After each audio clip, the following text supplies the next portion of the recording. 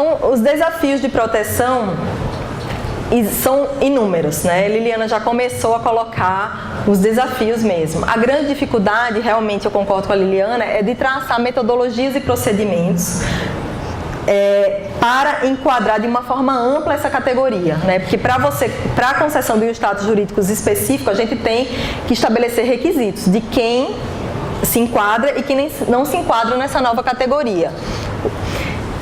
Além disso, é importante salientar que não basta simplesmente a concessão de um status específico.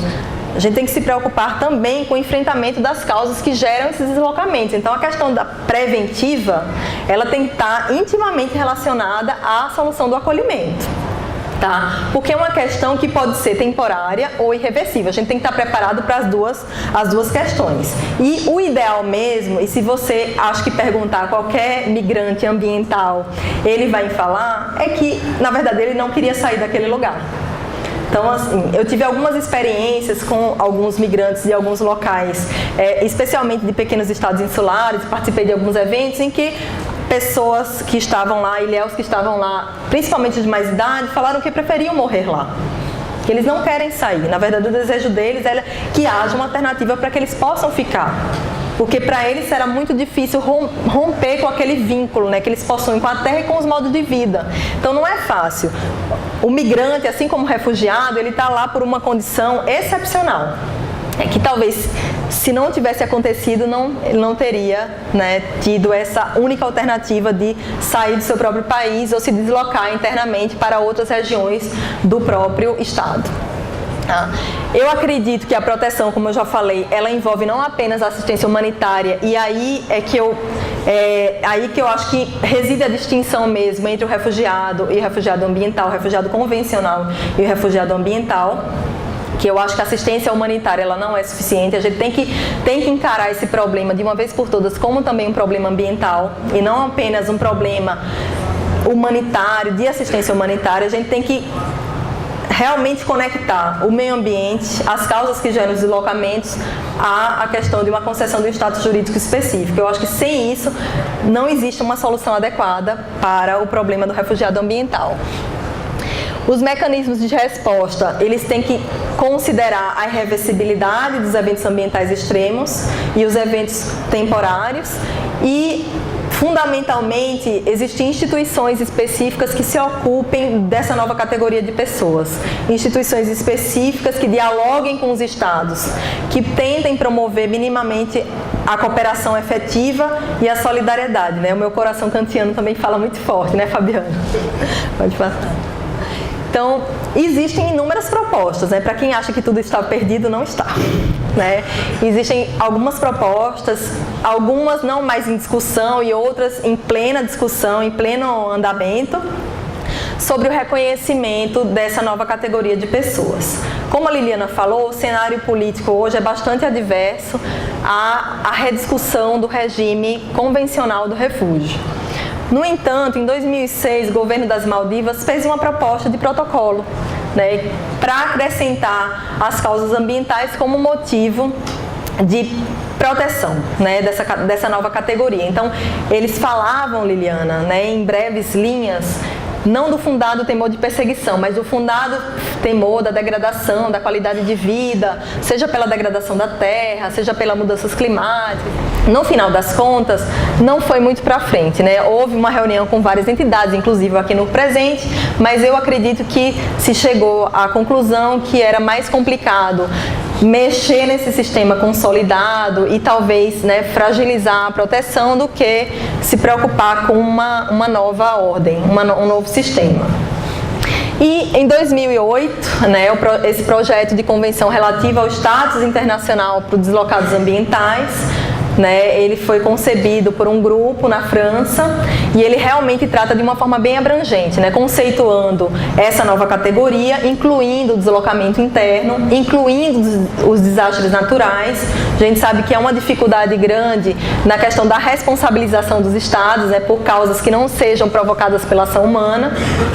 e estados com dificuldade em responder a essas catástrofes ambientais. Então, há esse projeto de convenção com a previsão de uma alta autoridade, né, para os deslocados ambientais, com a previsão de uma agência específica e de um fundo específico.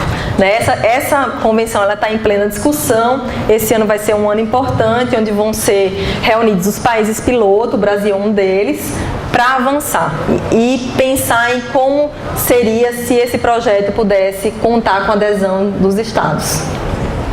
Outro projeto interessante também, de uma forma mais restritiva, é um projeto desenvolvido por vários professores australianos, pesquisadores australianos, que seria o projeto de convenção para os deslocados pelas mudanças climáticas. É uma proposta de desenvolver a questão dentro da Convenção de Mudanças Climáticas. Na minha opinião, é uma proposta interessante, porém restritiva, porque deixaria de fora uma série de outros eventos ambientais que são importantes também, que geram um grande fluxo de deslocamentos. Eles abrangeriam apenas aquelas pessoas afetadas pelas mudanças climáticas. Mas, como vocês têm acompanhado, a cada conferência das partes, a cada ano, a Conferência de Mudanças Climáticas ela tem se afastado um pouco dessa questão da proteção da pessoa humana, né? Tem avançado em relação a algumas questões, como a adaptação, a mitigação, mas em relação à discussão de um status específico para essas pessoas, ela tem se afastado um pouco. E a Convenção de Mudança Climática, assim como a Convenção relativa ao Estatuto de Refugiados, elas foram criadas em outro contexto, né, histórico, e numa outra dinâmica que não se considerava a questão das migrações, dos deslocamentos. É isso que a gente tem que pensar, justificando assim a necessidade de um instrumento jurídico novo. De outro lado, há um esforço das Nações Unidas também, né, da Comissão de Direito Internacional, né, para regular a relação entre Estados. É um projeto de tratado internacional para a proteção das pessoas em caso de desastres.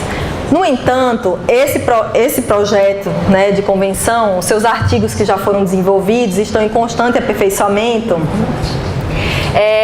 Eles regulam apenas as relações entre os Estados, os deveres do Estado de buscar assistência e o dever dos Estados afetados e não afetados também, tá? O dever dos Estados afetados, independente da proximidade, de oferecer assistência, e o dever de cooperação entre os Estados. Então, uma perspectiva bastante específica e bastante importante também, e que eu acredito que no futuro a gente vai ter grandes desenvolvimentos sobre isso. Pode passar. Para concluir, né, eu acho que a gente pode estabelecer alguns cenários hoje, né, em relação ao desenvolvimento da questão, seja do ponto de vista global, no âmbito global, regional e local. No âmbito global, né, é necessário um convencimento, é um processo delicado da comunidade internacional que já é bastante resistente a revisar instrumentos já consolidados e também tem sido resistente à adoção de novos instrumentos. Realmente é uma situação delicada que a gente vive do ponto de vista global, mas eu acredito que existem boas propostas que podem ser discutidas. No entanto, como a Liliana falou, enquanto isso a gente não pode perder tempo. Existem milhões de pessoas afetadas e que necessitam de proteção. Então, no âmbito regional, já há também uma sinalização positiva para que essas migrações que não se enquadram no conceito de refugiados, que se desenvolvam, né, instrumentos e mecanismos regionais e locais de proteção. Né? Enquanto não vem um instrumento global, que os estados cooperem nesse sentido, que não seja só o Brasil, por exemplo, mas que os estados afetados, os estados vizinhos, eles também trabalhem nesse sentido. E no plano local, o que é que se pode fazer? Né? É super importante também. A gente tem que adaptar nossas políticas públicas a essa nova realidade. A gente tem que inserir esse debate sobre os grandes eventos ambientais, as mudanças climáticas no nosso dia a dia. Né? Enquanto cidadãos, enquanto servidores do governo, autoridades, e introduzir essas novas alterações nas políticas públicas que já existem, sejam elas ambientais, sejam elas nas políticas migratórias. Eu acho que é uma forma também de a gente dar uma certa abrangência no tema e não se restringir apenas às soluções quando há crises pontuais. Então, essa é a mensagem que eu deixo para vocês. Eu acho que a gente tem um tema aí pela frente novo, com grandes esperanças, né, de discussão, e eu gostaria muito de ouvir a opinião de vocês. Eu estou aqui à disposição para perguntas, para os debates, e eu agradeço mais uma vez a participação de todos e a paciência. Muito obrigada.